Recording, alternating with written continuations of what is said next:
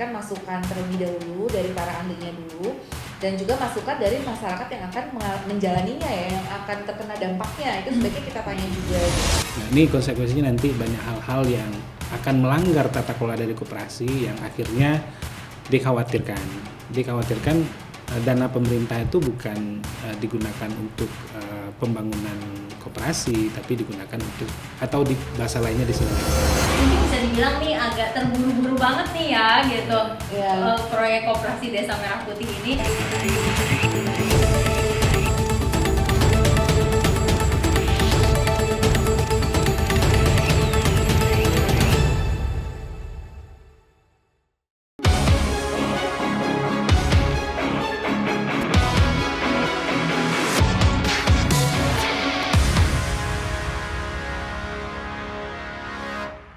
Halo, selamat siang rekan bisnis, kita berjumpa lagi di Obrol Bisnis volume yang ke-10 bersama saya Gloria Anastasia, dan kali ini kita akan membahas mengenai masa depan koperasi Indonesia antara tantangan tata kelola dan juga transformasi digital. Berbicara mengenai koperasi ini, Bung Hatta pernah mengatakan koperasi sebagai soko guru perekonomian Indonesia, di mana ekonomi rakyat ini harus dibangun dengan kebersamaan, partisipasi, dan juga yang utama adalah kepemilikan bersama, bukan hanya dikuasai oleh segelintir pihak saja. Namun 70 tahun sudah berlalu dan visi itu masih menghadapi tantangan hingga saat ini. Di tengah-tengah kondisi itu muncul gagasan dari pemerintah membangun Koperasi Desa Merah Putih yang belakangan terus menjadi kontroversi di antara masyarakat dengan biaya yang direncanakan cukup besar, yakni mencapai miliaran rupiah per unit, dan ambisi yang luar biasa yakni membangun 80.000 koperasi baru. Kira-kira seperti apa? Apakah gagasan ini merupakan satu solusi ekonomi yang akan berlanjut ke depannya dan tepat bagi masyarakat kita? Kita akan membahasnya. Siang ini sudah hadir bersama saya di sini ada Profesor Teresa yang akan menyajikan dari sisi akademis dan juga mungkin dari sisi praktisnya ya Prof ya. Karena Prof ini juga tidak hanya berkecimpung di dunia pendidikan, namun juga kerap membantu pemerintah dan juga masyarakat dalam konsep-konsep ekonomi. Dan tentu saja dari CQRS sudah hadir Chief Julius Mancaniago yang akan lebih membahas dari perspektif mengenai sustainability dan juga resilience serta quality dan compliance. Baik, kita akan mulai dari hal yang paling mendasar dulu ya Prof. Sebetulnya apa sih koperasi? Apakah dia itu sebagai usaha bersama, namun perlu ada pimpinan, lalu yang pembiayaannya ini dan juga keuntungannya nanti kira-kira seperti apa? Kita balik lagi ke landasan yang paling dasar dulu. Apa sih Prof koperasi itu? Ya, nah yang perlu kita pahami ini kan tentu sebenarnya basic ya terkait dengan koperasi. Kita juga dulu di SMP, SMA ya sudah diperkenalkan ya. Dan bahkan kita sudah dilatih juga, ingat dulu koperasi sekolah ya. Kalau kita ingat zaman, terutama nih saya generasi X ya, jadi ngerasain dulu gimana sih jadi anggota koperasi di sekolah gitu. Kita ada iuran wajibnya juga yang ya berapa lah ya waktu itu Rp1.000 gitu ya. Dan pasal 33 UUD tuh kayaknya udah melekat. Iya, udah melekat ya. Dan kita tuh ingat banget nanti di akhir tahun tuh dapat buku, dapat pulpen, dapat apa sebagai sisa hasil usaha. Iya. Nah, jadi kalau kita lihat definisinya kan adalah badan usaha yang beranggotakan orang-orang atau badan hukum yang berlandaskan prinsip gotong royong dan asas kekeluargaan. Jadi kan dia harus beranggotakan orang atau badan hukum ya, dan dia berlandaskan pada prinsip gotong royong. Nah, itu yang paling penting, dan juga asas kekeluargaan. Tujuannya adalah untuk menyejahterakan para anggotanya, di mana setiap anggota memiliki hak suara. Nah, yang jadi ciri khas koperasi itu kan bukan kumpulan modal. Kalau PT kan kumpulan modal ya. Nah, kalau koperasi itu cirinya adalah kumpulan orang, dan kemudian untuk menjadi dari anggota oleh anggota untuk anggota ya, semuanya dari anggota gitu. Kita dari ada iuran dan termasuk pembiayaan itu tadi ya, dari iuran dan seterusnya. Nah, di sini terlihat banget bahwa koperasi itu benar-benar bottom up sebenarnya konsepnya. Jadi dia harus betul-betul dari karsa kita gitu sebagai anggota. Oh, ini ada kebutuhan kita ini yuk bangun koperasi, kita sama-sama dirikan, dan inisiatif itu dibangun oleh inisiatif dari para anggota. Jadi sebenarnya yang idealnya ya kalau berdasarkan definisi itu bahwa ini memang dibangun berdasarkan ada kebutuhan bersama, ada kesamaan konsep visi dan misi. Nah, terus kita bangun yuk koperasi gitu, kooperatif kan. Jadi kerjasama kan sebetulnya intinya. Nah, di sini juga prinsipnya dari anggota oleh anggota dan untuk anggota, dan keuntungannya kan tadi SHU akan dibagi berdasarkan tingkat partisipasi dari masing-masing ya, entah dari kontribusi usahanya, kontribusi iurannya ataupun juga kontribusi kerjanya. Nanti ada skema-skemanya. Nah, jadi sesuai dengan Undang-Undang Perkoperasian yang tahun 92 nih, kita memang sudah lama ya, Undang-Undang Nomor 25 tahun 92 gitu. Jadi sebenarnya kita berharap bahwa konsep-konsep koperasi yang ada apapun itu yang kita bangun di zaman yang lebih modern sekarang juga tetap mengacu kepada basicnya ya, tetap ada gitu nilai-nilai koperasi, karena nilai koperasi ini juga secara internasional kan ada di dalam ICA ya, International Cooperative Association atau Alliance, saya agak lupa, ICA di internasional. Nah, itu juga prinsip-prinsip koperasi yang utama itu adalah memang dari anggota oleh anggota dan untuk anggota. Jadi harus memang dibangun berdasarkan karsa dari para anggota tersebut. Jadi kalau saya melihat bahwa inti koperasi itu juga selain kekeluargaan dan gotong royong jadi ciri khas masyarakat dan budaya Indonesia, dia benar-benar dibangun berdasarkan inisiatif anggota seperti itu sih. Jadi sifatnya memang bottom up seperti itu.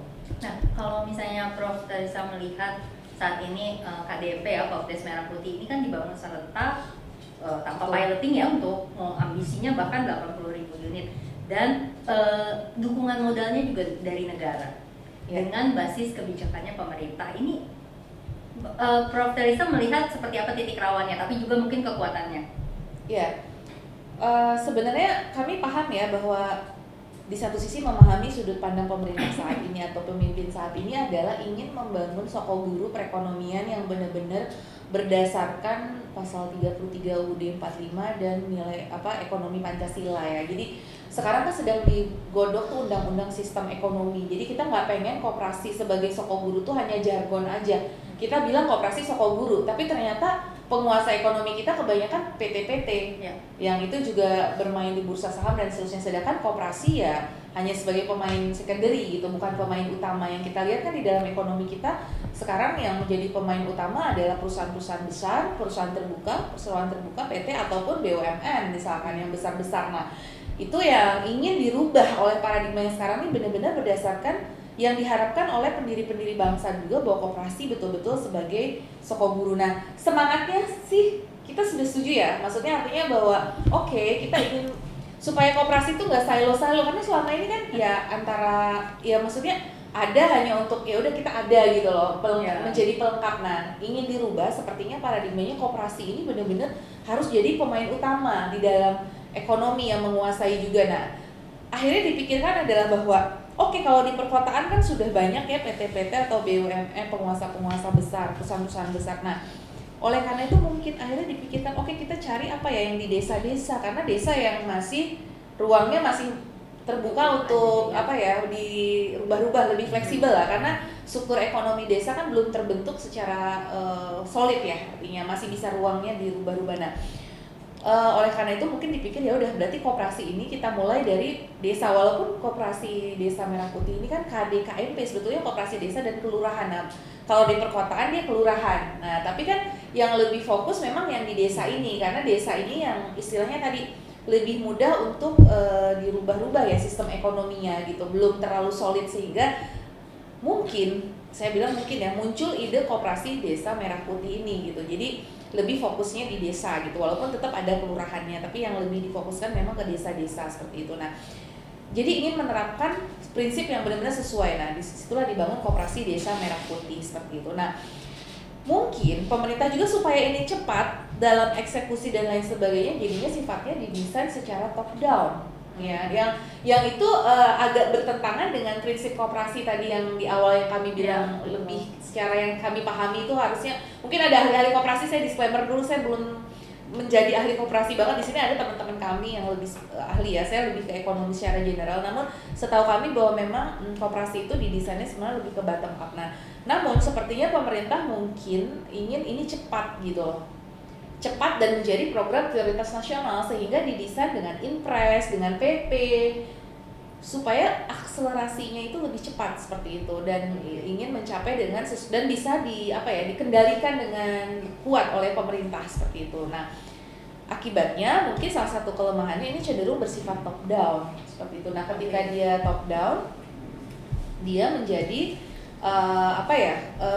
tadi ada beberapa permasalahan yang dihadapi gitu karena mematchingkan antara paradigma dia bottom up dengan paradigma dia top down seperti itu. Itu mungkin yang perlu nanti dalam perbaikan-perbaikan ke depan yang dilakukan tentang desain koperasi ini, mungkin tadi desainnya tuh nggak bisa terlalu top down dan terlalu homogen karena koperasi itu sebetulnya tadi kan sesuai dengan local wisdom dan gotong royong tiap daerah juga mungkin berbeda-beda, tiap lokasi setiap daerah juga punya masing-masing. Iya, saya sebenarnya pengen langsung nanya juga nih, kalau mau cepet kenapa nggak pakai cara lain ya, tapi sebelum itu nah berbicara mengenai kalau mau cepet nih kata pemerintah mau kayak gitu, dari kacamata governance kira-kira seperti apa nih? Baik, terima kasih. Jadi koperasi itu di Indonesia dalam 1 dekade terakhir itu mengalami pengurangan sangat signifikan ya, dari 200-an ribu menjadi sekitar 130.000. Jadi terkoreksi sekitar 80-an ribu gitu. Itu menunjukkan bahwa sustainability atau keberlanjutan dari bisnis koperasi itu masih meragukan lah di Indonesia. Itu mungkin dipengaruhi juga karena tata kelolanya yang masih belum rapi. Ya, kita ketahui saat ini sebenarnya sedang berlangsung 3 transformasi besar gitu. Yang pertama dari sisi regulasi, jadi ada wacana dan sudah diusulkan oleh pemerintah kalau nggak salah itu ke DPR tentang perubahan keempat dari Undang-Undang Koperasi, Undang-Undang Koperasi gitu. Juga sedang dalam upaya juga penyesuaian. Kalau sebelumnya pengawasan itu ada koperasi ada di OJK, ini sepertinya akan dibentuk badan pengawasan khusus di bawah Kementerian Koperasi, arahnya akan ke sana. Jadi itu yang sekarang ada pembenahan tata kelola dari sisi pemerintah, sehingga ini saat seperti ini ada seperti kekosongan itulah atau masa-masa transisi dalam koperasi Indonesia. Nah, seperti dikatakan oleh Profesor tadi bahwa idealnya kan memang seperti yang diceritakan oleh Founding Fathers di Indonesia, yaitu ya Bapak Koperasi kita lah. Kita dua mengenal Bung Hatta itu sebagai Bapak Koperasi kan, bahwa idealnya koperasi itu memang tumbuh dari bawah, bukan dari top down gitu. Sehingga nanti Bung Hatta mengatakan bahwa koperasi itu kan dia sebagai wadah belajar demokrasi sebenarnya, yang paling basic gitu. Dan juga banyak mengatakan sebenarnya koperasi itu satu model bisnis yang sangat Pancasila gitu, di mana semua orang mempunyai hak yang sama di sana, tidak peduli dia ya. Kalau misalnya di kantor misalnya, kebetulan saya juga anggota koperasi di kantor, kita disitulah kesempatan kita sebenarnya berposisi setara, mau dengan direksi mau dengan GM. Selama kita masih anggota koperasi, kita punya hak yang sama untuk menyatakan pendapat di sana. Jadi tidak ada hierarki di situ. Dalam rapat anggota tahunan itu tidak ada hierarki, karena di situ hak kita sama. Mau direksi dia, mau GM, mau manajer atau mau staff gitu atau di bawahnya, itu haknya sama. Dalam RAT itu haknya satu orang satu suara. Tapi dengan mekanisme yang top down begini kan gimana nih, berarti menyalahi dong ya? Ya, secara umum memang agak ini terobosan yang agak gambling ya. Apakah nanti yang menjadi dasar dari koperasi itu adalah gotong royong dan kekeluargaan itu bisa terbentuk nggak kalau sifatnya top down? Saya meragukan. Saya meragukan kalau kegotong royongan dan kegotong royongan dan kekeluargaan itu bisa terbangun. Ya, apalagi tadi pesan Bung Hatta ini pembelajaran demokrasi kan gitu. Nah, sementara yang di depan mengurus Koperasi Desa Merah Putih itu adalah bukan orang sipil, melainkan orang militer yang tentu tidak biasa dengan demokrasi. Mereka kan dia vertikal gitu, top down gitu. Jadi ini secara prinsipil sebenarnya agak kontradiksi apa yang diupayakan oleh Presiden dengan KDMP-nya dan prinsip-prinsip koperasi itu sendiri. Tapi kita lihatlah perkembangan seperti apa. Dan saat ini kan paling tidak walaupun sudah berjalan beberapa bulan, kita sudah melihat beberapa kontroversi ya. adanya tiba-tiba ada pengadaan mobil, jumlah banyak gitu dan seterusnya gitu ya. Ada keanehan-keanehan itu yang sifatnya top down gitu, dan itu tidak seharusnya begitu dalam koperasi. Harusnya kebutuhan di lapangan itu seperti apa, masyarakat butuhnya apa gitu. Jadi bukan bukan orang atas maunya apa, di bawah seperti apa, bukan seperti itu. Jadi itu harus ekonomi yang partisipatif itu di sana yang penting untuk diperhatikan oleh pemerintah gitu. Iya, sepertinya nggak ada nih ya yang pernah benar-benar menyuarakan ini nih ya. Iya. Bahwa ini sebetulnya sudah menyalahi azas atau landasan dari koperasi itu sendiri. Tapi oke lah, sementara kita okekan dulu ya, karena pengen membangun perekonomian, menggerakkan dengan cepat. Pertanyaannya tadi apalagi digabungkan dengan ada kata-kata sustain dari Chief Juliusman tadi. Pertanyaannya, kalau mau cepat, kan ada nih yang sebenarnya bisa dijaga sustainability-nya. Sudah ada koperasi-koperasi yang bergerak, sudah ada kalau misalnya di desa-desa ada BUMD yang sebetulnya mungkin bisa lebih dibenahi aja gitu. Apa perlunya untuk membangun koperasi yang baru gitu? Ini kan biayanya jauh lebih besar gitu. Pertaruhannya tadi kalau dikatakan gambling, pertaruhannya juga besar kan gitu. Iya. Sebenarnya kita sudah punya pengalaman ya zaman Orde Baru bahwa koperasi itu digerakkan juga top down, dan waktu itu gagal juga kan. Nah KUD, sekarang KUD dulu itu kan digerakkan top down dan akhirnya gagal juga. Ya apalagi dengan era reformasi ini, pemerintahan itu kan hanya 5 tahun atau paling lama 10 tahun lah kan, kemudian berganti. Yang bisa jadi berarti tidak diteruskan gitu ya? Sangat besar kemungkinannya, dan artinya apa? Koperasi ini sangat bergantung dengan pendanaan dari pusat, sangat bergantung dengan kebijakan politik gitu. Nah kalau rezim politik berganti, apakah mereka bisa sustain? Saya meragukan.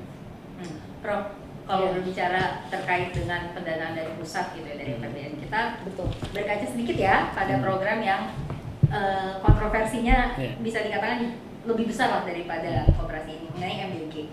Itu kan sudah makan banyak banget. Koperasi ini juga sama, 3-5 miliar per unitnya. Nah, ini ada 80.000 unit lagi gitu ya. Nah, ini kira-kira gimana Prof melihat hal ini di tengah kondisi perekonomian kita yang juga lagi tertekan seperti ini? Ya, memang ini kalau kita bicara makro dulu ya. Makro itu kan kita bicara biasanya satu pertumbuhan ekonomi ya. Bagaimana mengejar angka pertumbuhan ekonomi. Nah, pertumbuhan ekonomi ini kan kemarin sebenarnya kita bagus ya, dan kita cukup stated bahwa kita sukses dan lain sebagainya ya. Tapi kita perlu lihat seperti ini. Kemarin tuh kapan Prof? Enggak, yang triwulan 1 Q1 2020. Sempat karena kan 5,6 ya. Artinya tinggi banget, termasuk berapa ranking di dunia lah gitu lah.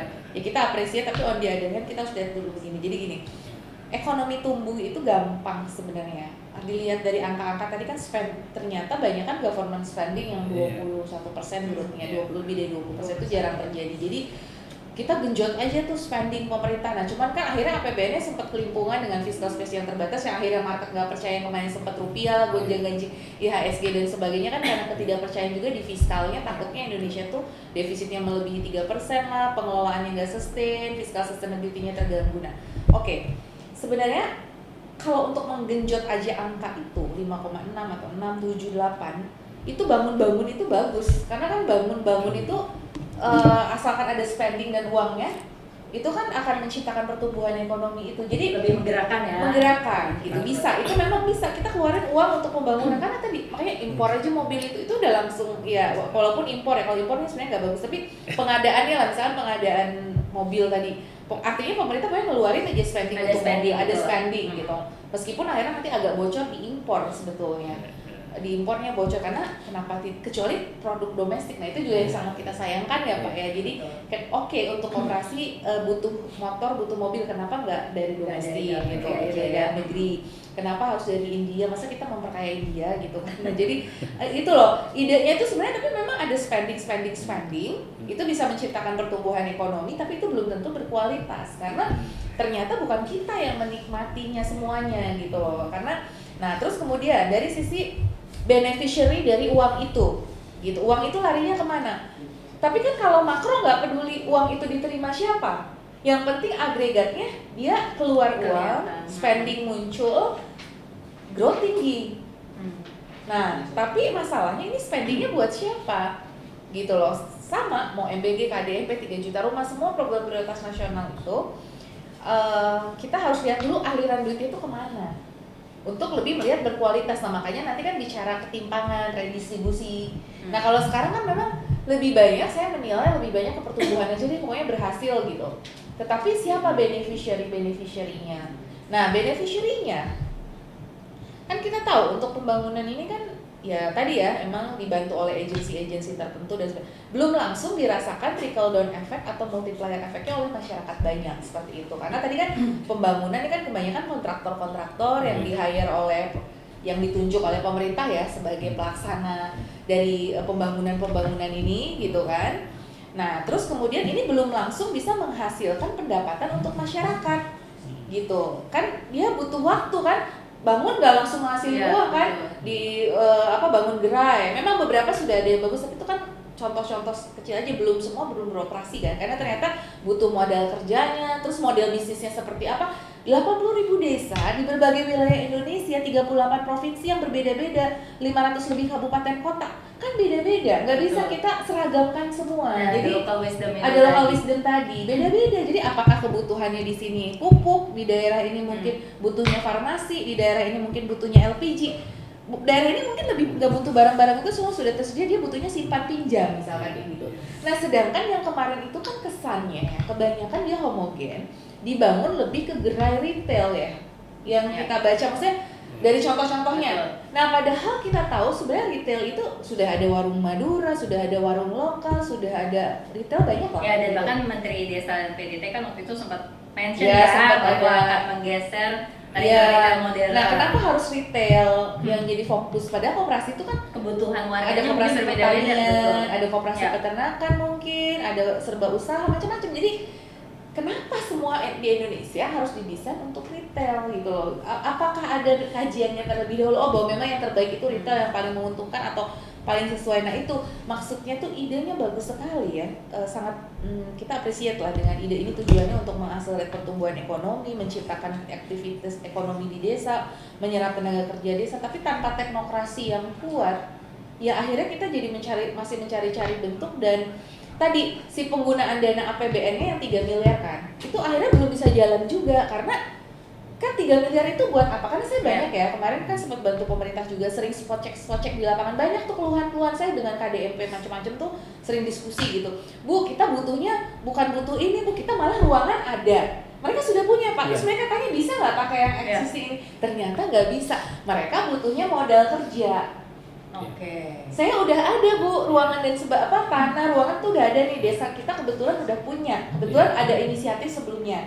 Nah tapi nggak bisa dipakai, akhirnya mereka tetap harus bangun dari awal kan. Itu pemborosan kan sebenarnya. Mereka sudah, tapi mereka nggak bisa jalan juga karena modal kerjanya nggak ada. Ini modalnya dari mana sih Bu? Kita bingung. Nah, gimana mau gerak juga kita sempat undang Himbara. Menurut Himbara kami menunggu instruksi. Nah itu nggak jelas, jadi nanti mungkin bisa dikonfirmasi ke pemerintah ya updating. Tapi waktu itu saya pernah ngumpulin juga waktu saya bertugas di pemerintah, semua pihak kita temukan, Himbara, ya Agrinas, ini semua ya, pokoknya lembaga-lembaga yang memang ditunjuk gitu. Tapi memang masih mencari bentuk, si regulasinya masih berkembang gitu. Artinya, nah di lapangan sedangkan ada yang udah pengen running gitu ya, karena mereka udah saking semangat banget. Gimana caranya jadi anggota, gimana caranya jadi manajer koperasi, bla bla bla banyak kayak gini. Ini udah cari-cari supplier dan sebagainya, katanya ini udah ada nih marketnya dari MBG gitu. Mereka pengen jadi supplier MBG karena ada sinergi juga antara KDMP dengan MBG. Nah tapi kemudian terhambat oleh modal kerjanya nggak ada. Nah tapi kan kemarin kebetulan Presiden kalau nggak salah sudah mengumpulkan direksi Bank Himbara baru aja kemarin. Nah terus kemudian bilang itu harus, kalau tidak salah ada instruksi untuk, atau himbauan mungkin ya, quotes unquote, untuk lebih memberikan kredit kepada usaha kecil. Nah mungkin apakah termasuk koperasi ya di dalamnya gitu. Jadi nah cuman kan gini, kalau banking itu mengacu pada Basel 3, walau gimana tuh Himbara tuh juga patuh pada International Basel 3. Yang namanya pemberian kredit itu pasti harus memenuhi 5C. Betul. Nah, apakah koperasinya udah punya laporan keuangannya apa belum? Nah, gimana dia mau minjemin, laporan keuangannya belum ada. Nah, itu kan juga sampai, oh tapi sudah ada garantinya dana desa. Nah, itu juga masih di Himbaranya sendiri juga apalagi kalau misalkan nanti kredit macet itu pidana. Ya direksi di satu sisi mereka kakinya gitu tapi harus nah itu juga nanti mungkin bisa diundang juga dari direksi Bank Himbara gimana. Mungkin bisa dibilang nih agak terburu-buru banget nih ya gitu. Proyek Koperasi Desa Merah Putih ini. Tapi kita akan lanjutkan perbincangan ini usai break. Jadi Anda rekan-rekan bisnis yang bergabung melalui Zoom bisa silakan ambil cemilan dan kopi dulu. Nanti kita bergabung lagi dan Anda juga bisa menyiapkan pertanyaan dari sekarang.